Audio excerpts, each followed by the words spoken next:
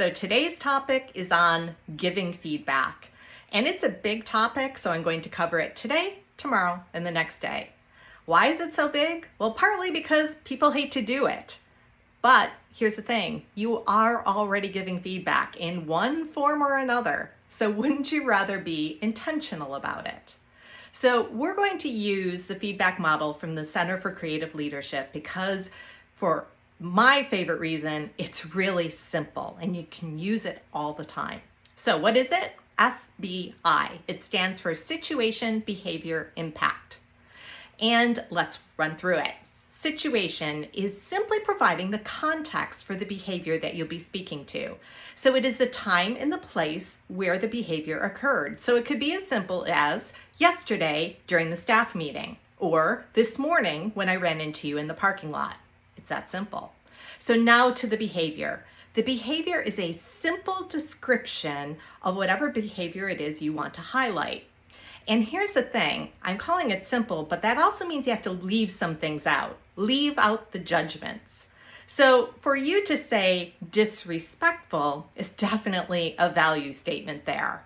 Instead, speak to the behavior. If you found that their interruptions of you during a meeting was distasteful in some way, speak to the interruption. Don't characterize it as disrespectful.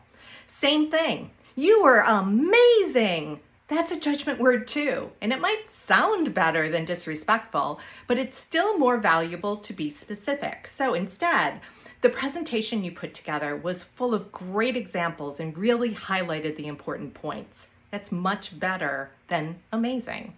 So don't use judgments, but also don't assign motivations. What do I mean by that? You don't care about the team because you... Get rid of all of that. Speak to the behavior.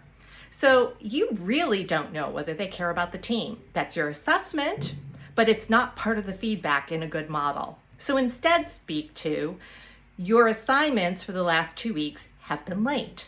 That's the behavior. You don't need to share your perception of his or her motivations. Okay, great. So you got the situation, you got the behavior. Next you move to the impact. So who is it the impact on? It's on you, the team, a client or customer, or the organization. So let's use those same examples. So in the example of your presentation was full of great examples and covered good material, the impact then could be, and it allowed us to have a robust discussion and make good decisions. That's taking it through. What about the other one? One where we wanted to say that they didn't care about the team, but instead we said, your assignments have been late for the last 2 weeks. The impact is, and therefore the rest of the team members were not able to complete their assignments. So that's the model. Tomorrow we'll talk about the positives, the day after that, how to give negative feedback. I'm Mary Beth Debus from Program Savvy Consulting. I hope you found this helpful.